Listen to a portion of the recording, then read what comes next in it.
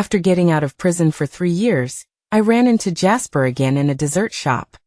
He came through the rain to pick up a cake for his pregnant wife, while I was there to collect a delivery order. Seeing each other again, we were both a little surprised. But with love and hate long gone, I took the initiative to greet him. He asked how I had been, and I said everything was fine. With nothing more to say, I was turning to leave when he suddenly said, "Lila, if life ever gets difficult, you can always come to me." A reminder from the delivery app popped up, so I went to urge the shop staff to hurry the order, not responding to him. Life's difficulties were nothing more than bending my back for survival. But getting close to him meant all the world's suffering would cling to me. I was scared, exhausted, and long past loving him. The shop clerk was anxiously packing the order. All I wanted was to get the delivery and head out. Jasper seemed to notice I didn't want to talk to him anymore, so he stopped speaking. Until the clerk handed him a beautifully decorated cake, saying with envy, "Mr. Jasper, I really envy your relationship with your wife. You came all the way across half the city just to buy her this cake." Jasper took the cake and smiled. "My wife has been picky since she got pregnant. She only likes cakes from your shop." I pretended not to hear. My delivery order was finally ready, so I grabbed it and hurried out. Just as I was about to get on my electric scooter, Jasper ran after me and grabbed me. "Do you have a moment? Let's talk." I pulled my arm free and showed him the delivery reminder on my phone. "No time. The customer's in a hurry." "Why didn't you contact me after you got out of prison?"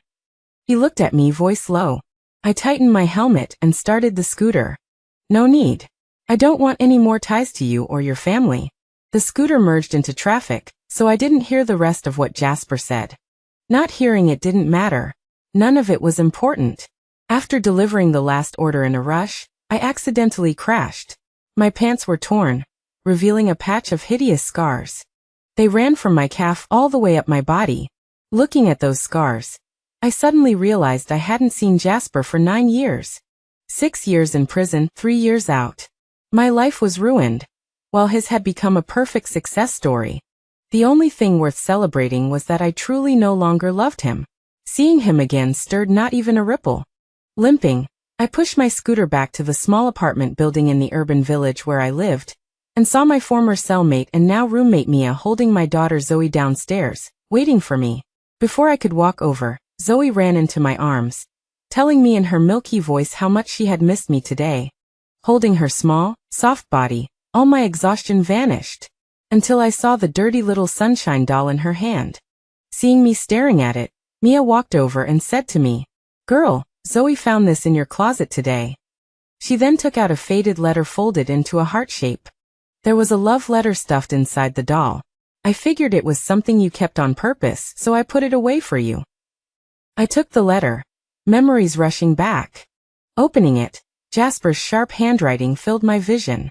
Mia leaned close, teasing, "Ooh, I knew it was a love letter. Let me see which ex wrote it."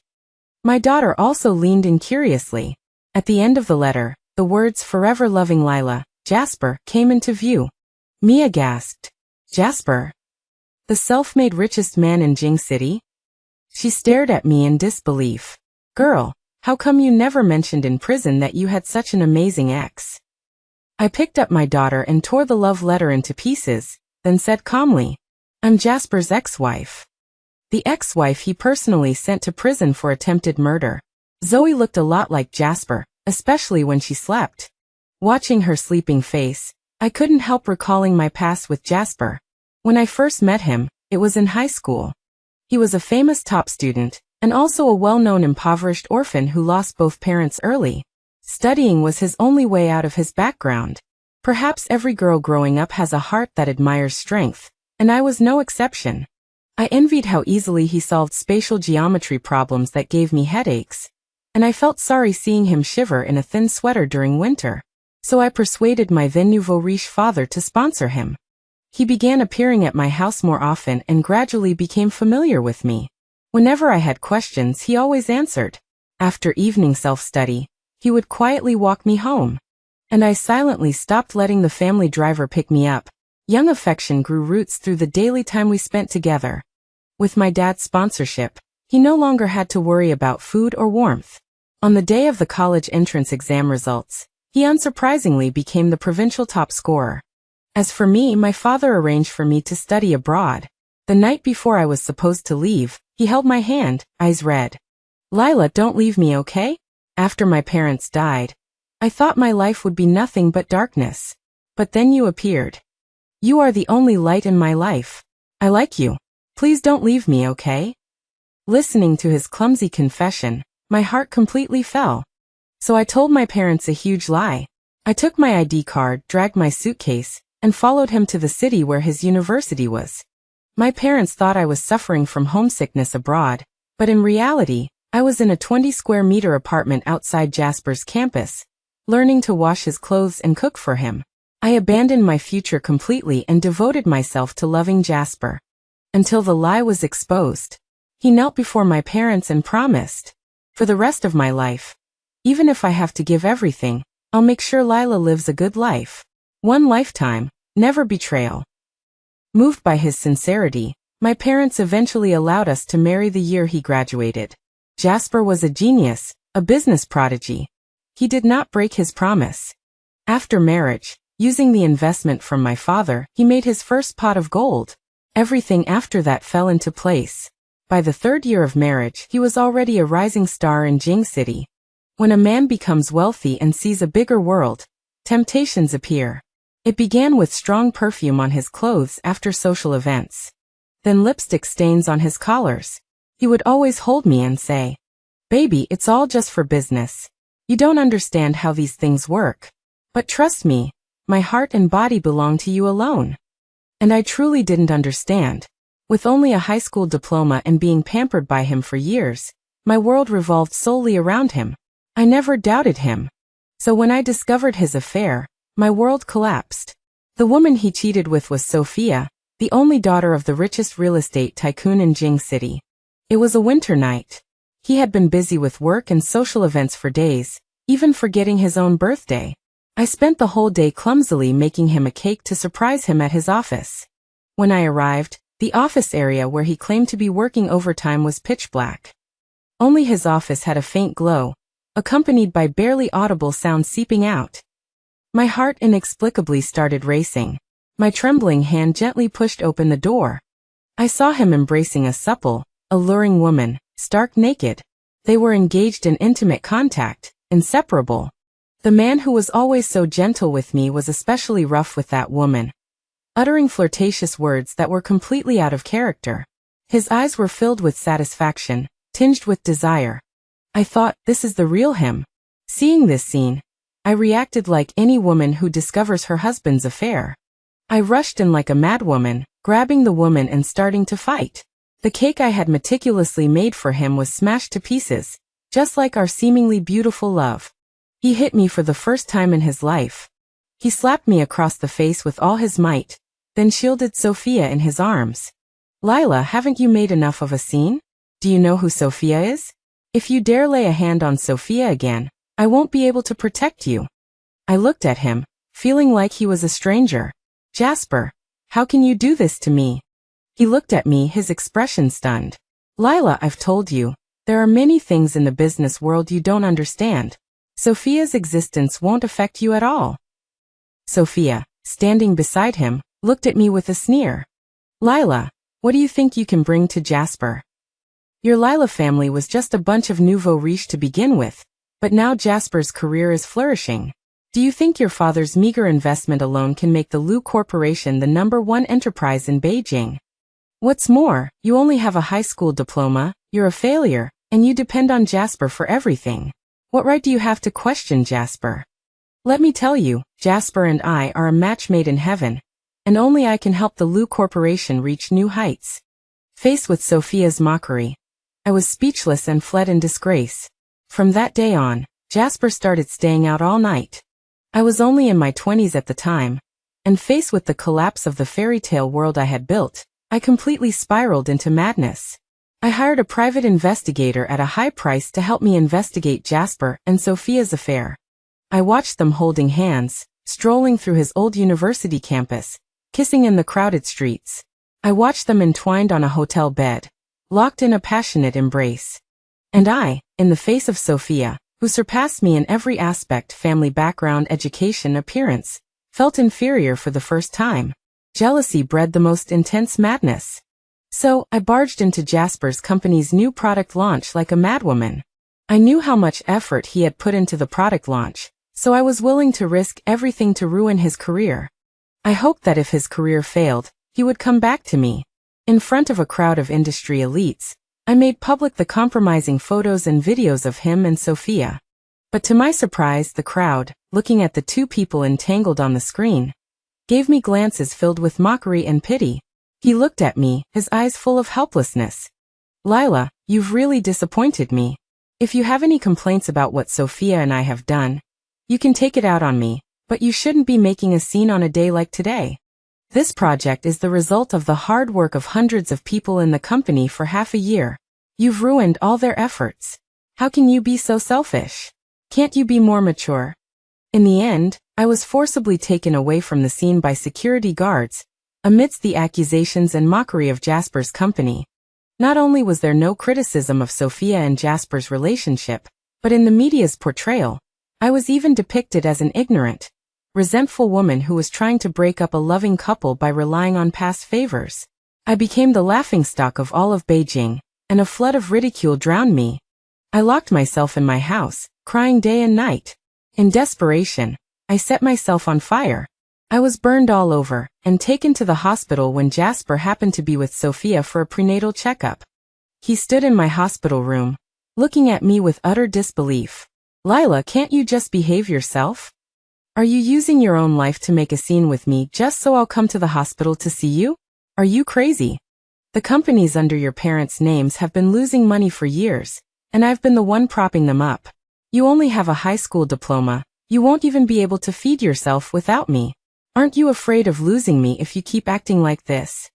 I've said that you will be my only wife in this lifetime. Sophia has also agreed that as long as you behave yourself, I won't divorce you." Sophia, standing beside him, still looked at me with that mocking, dismissive gaze. That's right, in her eyes, I wasn't even an opponent.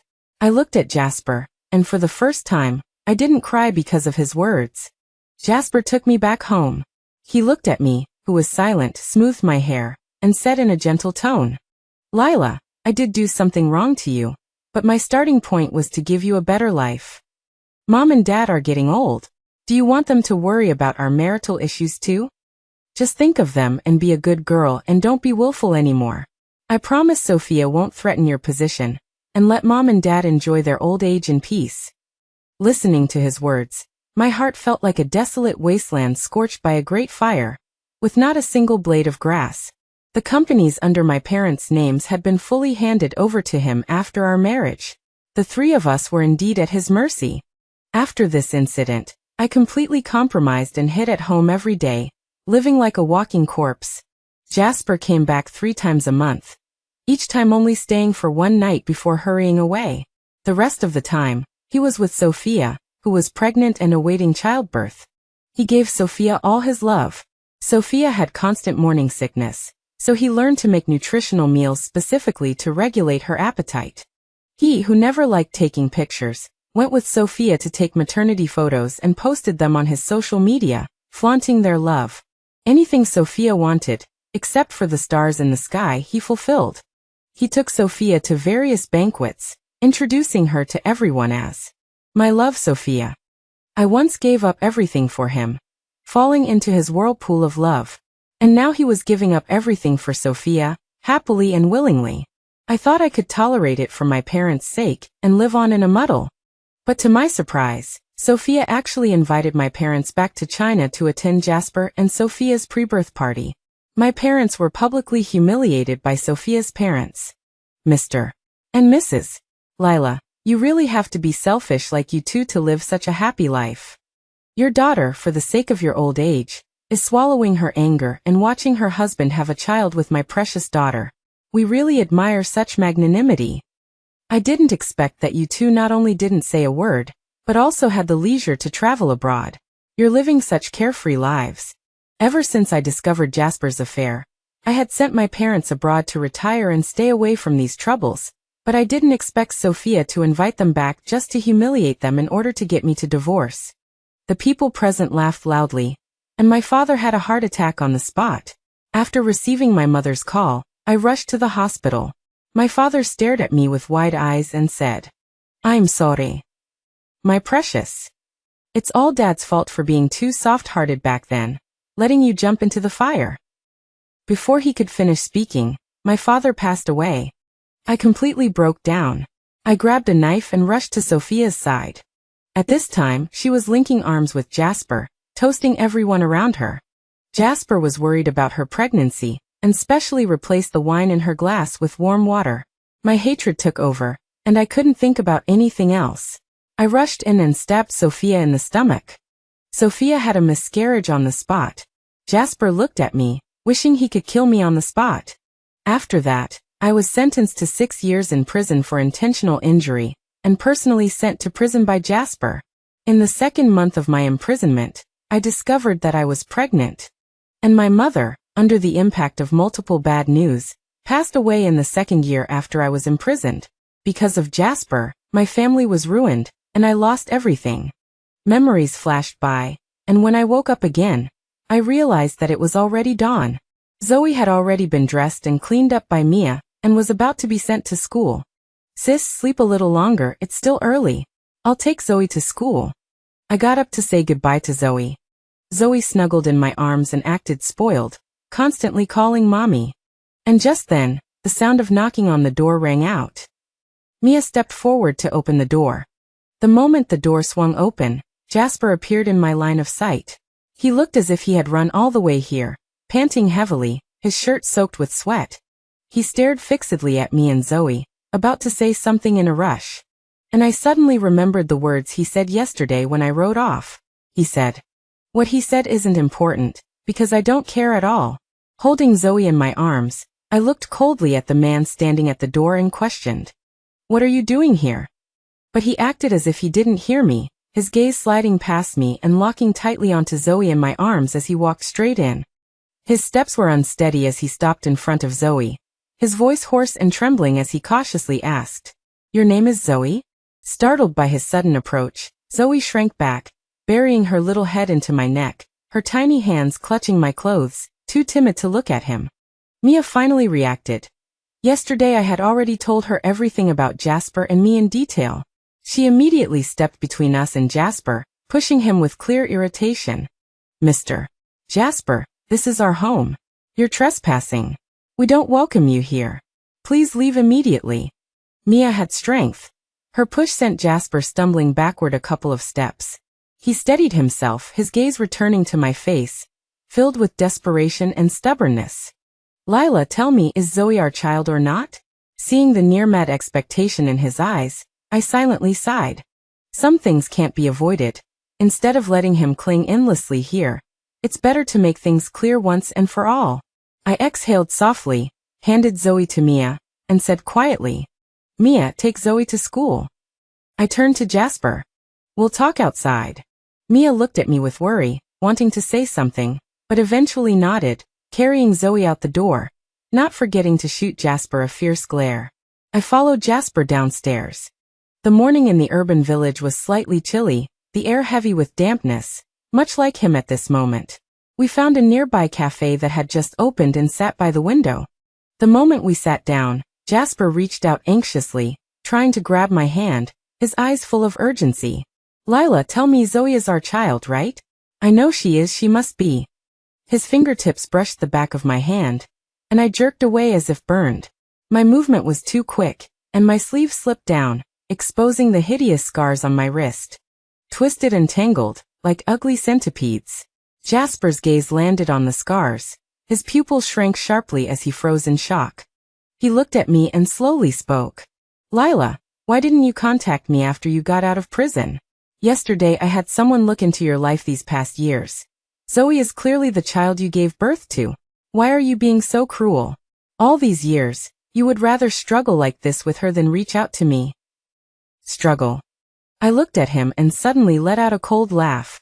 "Jasper, don't you think you sound ridiculous? You're the one who betrayed me. You're the one who personally sent me to prison. And now you're asking why I didn't contact you? What right do you have?" He was stunned, his eyes dimming. After a long moment, he finally regained his voice, now tinged with pleading. I know you resent me. I know I wronged you. But Lila, Zoe is innocent. She's my child. I can't let her continue suffering with you. Oh, and what exactly do you mean by not suffering? I raised a brow, my voice icy. Does it mean taking her back to your golden palace of a home? Letting the newly pregnant Sophia be her stepmother? Making her watch you and Sophia be loving? Watching your new baby be born? And then forcing her to tiptoe around to survive in that house? Jasper froze, clearly not expecting this. He opened his mouth to defend himself. No, Lila, Sophia. She will treat Zoe well. I'll make sure she does. Treat her well. I couldn't hold back anymore. I grabbed the cup of coffee the waiter had just served and threw it straight at his face. The scalding coffee streamed down his cheeks, soaking his expensive shirt, leaving him utterly disheveled. Jasper, let me tell you something. My voice trembled from emotion, my eyes full of finality. First, Zoe is not your child. If you don't believe me, take her for a paternity test. I don't care. Second, get out of my life. Never appear in front of me or Zoe again. Every time I see your face, I feel sick. With that, I stood up and walked toward the cafe entrance without looking back. After that day, Jasper never appeared in my life again. Like a sudden downpour, here fast, gone even faster, leaving everything quiet again, as if he had only been an insignificant interlude. I continued riding my scooter every day delivering takeout, wind or sun. It was hard, but watching Zoe grow day by day, seeing her run into my arms after school, all my exhaustion melted away.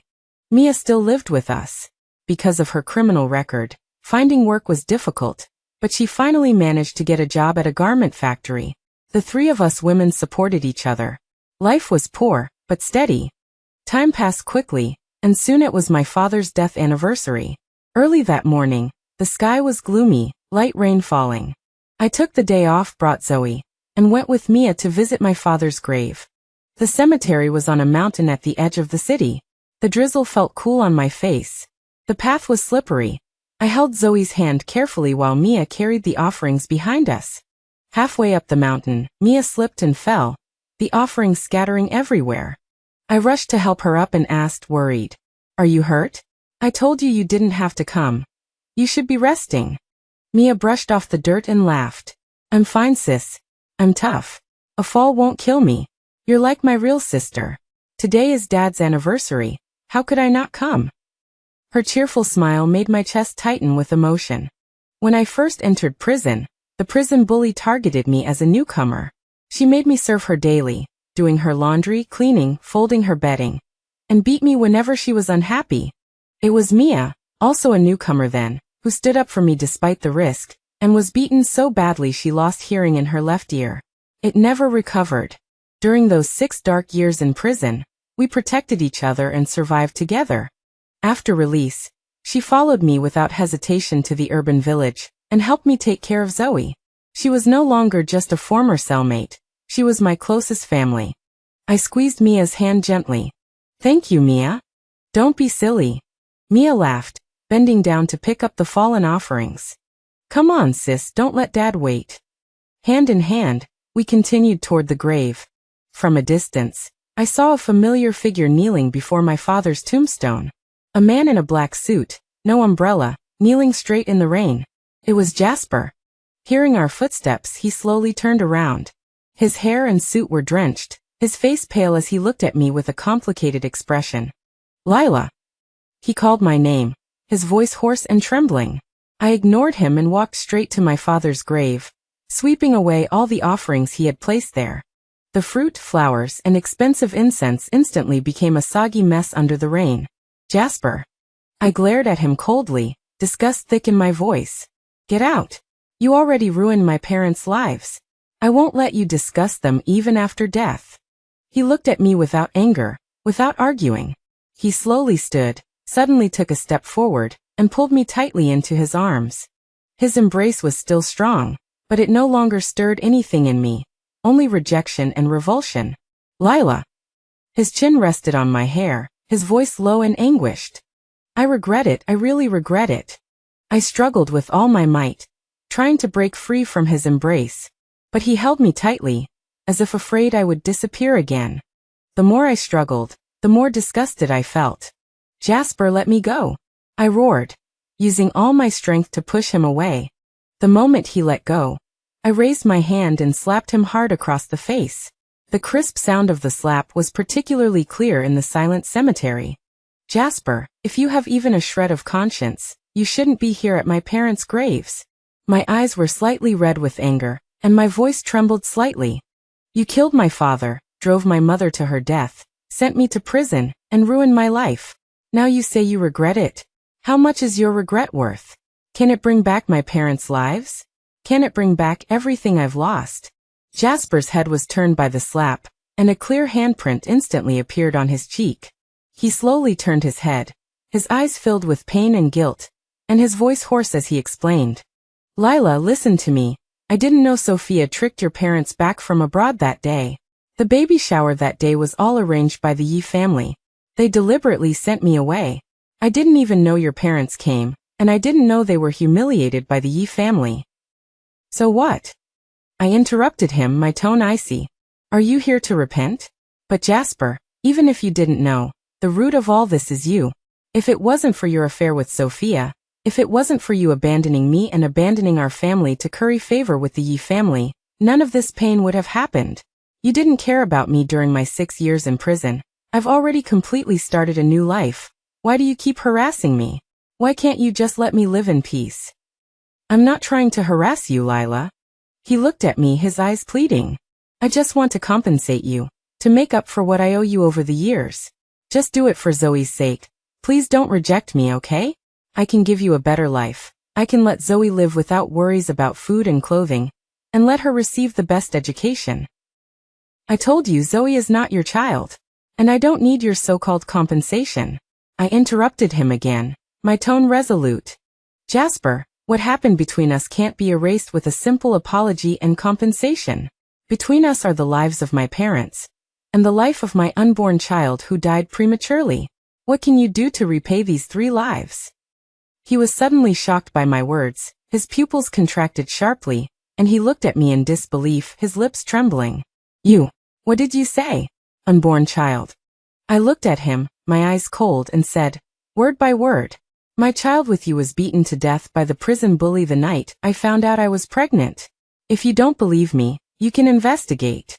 With your current status and position, it shouldn't be difficult to find out what happened in the prison back then. I don't need to lie to you. After being released from prison, I adopted Zoe to compensate for my premature child." Jasper's face instantly turned pale, and his body swayed, as if all the strength had been drained from him. He looked at me, then at Zoe beside me, his eyes full of loss and despair. He opened his mouth, wanting to say something, but no sound came out. The rain was still falling, wetting our hair and clothes, and also wetting the soil under our feet. The cemetery was silent, only the sound of rain and our heavy breathing. I looked at his lost and despairing appearance, and felt no pity, only a cold calm. "So Jasper," I looked at him, my voice low and resolute, "don't ever appear in my life again. What was between us ended 9 years ago." He looked at me, his eyes bloodshot, and left in a daze. I thought that Jasper would give up completely after this incident, and never appear in our lives again. But I didn't expect Sophia to come to my door again. That day, after I finished delivering food and returned home, as soon as I reached the bottom of the building where my rental apartment was, I saw a familiar figure standing there. She was wearing a designer maternity dress, her makeup was exquisite, and even though she was heavily pregnant, she still couldn't hide her beauty and pride. But the look in her eyes towards me was still full of disdain and disgust, just like it was back then. "Lila!" She called out to me, her voice sharp and mean. "You really are persistent. It's been so many years and you're still thinking about harassing Jasper." I stopped, leaned against my electric scooter, and looked at her indifferently. "Sophia, you can't say things randomly. Right now, it's you and Jasper who are harassing me, not me. I just want to live my life in peace, and I don't want to have anything to do with you too. Live your life in peace." Sophia sneered, took a step forward, and looked down at me condescendingly. "Do you think you can trick Jasper into remembering you with an adopted child from who knows where? Lila, I advise you to give up. Look at yourself now. You're not even human anymore, just a food delivery girl. What right do you have to compete with me? I'm not interested in competing with you. I looked at her, my tone calm. You're now Jasper's legally wedded wife, the young mistress of the Lou Corporation, with power, money, and a child in your belly. And me? I'm just Jasper's ex-wife, who went to prison, has a ruined face, and has nothing. Why are you so nervous? Are you worried that someone like me can steal your man? Sophia was choked by my words, and her face turned pale, and then white. She was choked by me, and her exquisite makeup couldn't hide her ugly and venomous heart. She looked at me with venomous eyes. You bitch. If I hadn't been merciful and hadn't completely finished you off, do you think you would have been able to get out of prison alive? I should have had someone beat you to death in prison, so you wouldn't be here now to offend my eyes. Merciful? I looked at her and suddenly laughed, my laughter full of sadness and anger. I stepped forward, and without saying a word, raised my hand and slapped her hard across the face. This slap is an apology you owe my parents. My voice was cold. As for the child that was once stabbed to death in your belly, my 6 years in prison, and my unborn child who died prematurely, have already been paid back enough. From now on, I ask you two to immediately disappear from my life and never disturb me and Zoe again. Sophia was stunned by the slap, and she covered her face and looked at me in disbelief. After a long while, she reacted, then screamed and got up from the ground, pointing at my nose and cursing. Lila, you bitch. How dare you hit me? What do you think you are? A convict? You dare hit me? I'm telling you, I won't let you off. I'm going to make Jasper teach you a lesson. Make you and your bastard child unable to stay in this city. Her curses became more and more vicious, attracting the attention of the surrounding neighbors. I couldn't be bothered to argue with her anymore, so I turned around and wanted to leave. But at that moment, Sophia suddenly clutched her stomach, her face instantly turning pale, and beads of cold sweat oozed out of her forehead. She cried out in pain. Ah, my stomach. It hurt so much. Then I saw a clear liquid flowing out from between her legs, soaking her maternity pants. Water. The water broke. Sophia clutched her stomach in horror, her voice trembling. Quick. Save me. I'm going to give birth. The surrounding neighbors saw this and gathered around, discussing in a frenzy. Someone quickly took out their phone and called 120, and someone wanted to go forward to help her. I looked at her in pain and felt no sympathy. This was all her own fault. I didn't look at her again and turned to push through the crowd, walking straight into the rental apartment. Later, I heard that Sophia was rushed to the hospital that day and successfully gave birth to a son. But since then, she seemed to have become a different person. She became more and more suspicious, more and more irritable, and began to argue with Jasper every day. As long as Jasper stayed out for a little longer, she would suspect that he was meeting me, and then she would quarrel with him and even hit him. She would go through Jasper's phone, check his whereabouts, and restrict his freedom. Everything seemed to be a repeat of history, but this time, the roles were reversed. Back then, I was driven crazy by Jasper's indifference and betrayal, and now Sophia, in her own suspicion and insecurity, was heading towards collapse step by step. Sophia also vented all her hatred for me into my life.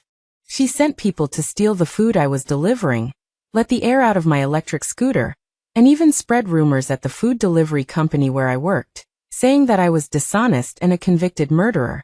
In the end, I was fired by the company. Without a job, there was no source of income, and Zoe's and my life suddenly fell into difficulty. I looked for work everywhere, but because I had a criminal record, and because Sophia was secretly causing trouble, no company was willing to hire me. Just when I was at my wit's end, an even greater disaster struck. That afternoon, Mia went to pick up Zoe from school, but found that Zoe was gone. The school teacher said that Zoe was picked up by a man who claimed to be her uncle. We searched frantically, called the police, and retrieved surveillance footage, but there were no clues. Just when we were on the verge of despair, the kidnappers called. The voice on the other end of the phone was rough, and he said viciously, "Lila, if you want your daughter to live, prepare 500,000 in cash. No police, or you'll be waiting to collect her body." 500,000. For me, penniless, it was an astronomical sum. Clutching the phone, I was ice cold, almost fainting in despair. Just then my phone rang again. It was Jasper. Lila. His voice held unprecedented urgency. Is Zoe missing? I froze. How did he know? It was Sophia. Jasper's voice was full of anger and regret. After giving birth, she's been mentally unstable due to jealousy and postpartum depression. To get revenge on you, she had someone kidnap Zoe. Lila, don't worry. I've sent people to stop her. I'll definitely bring Zoe back safely. Holding the phone, I couldn't say a word, tears silently streaming down my face. In my most desperate moment, this man whose life I ruined reached out to me. That night, Jasper really did bring Zoe back. Zoe was terrified and kept crying.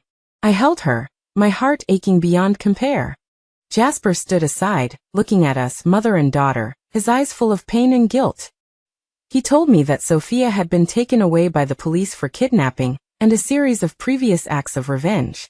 She would face the punishment of the law. But his ties to the Yi family were too deep, too intertwined.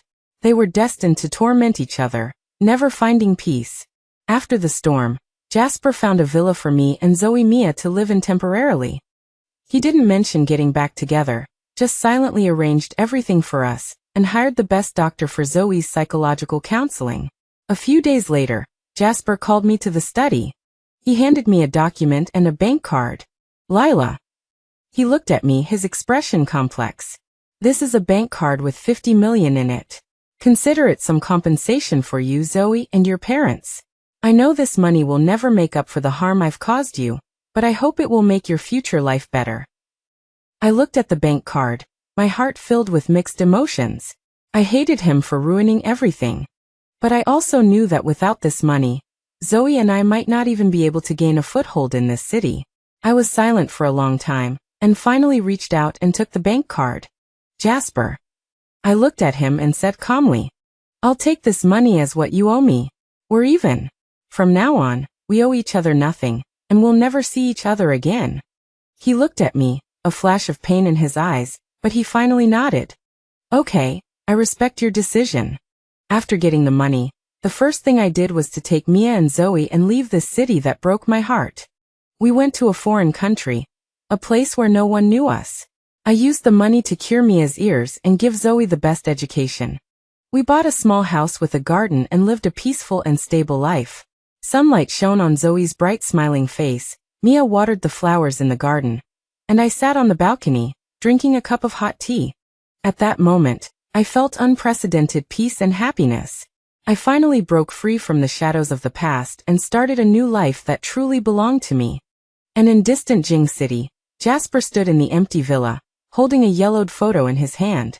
In the photo were him and me in high school, leaning against a cherry tree, smiling brightly. He won the whole world, but lost the only light in his life. Endless regret overwhelmed him like a tide, causing him to endure the pain of torment day and night for the rest of his life, regretting what he had done.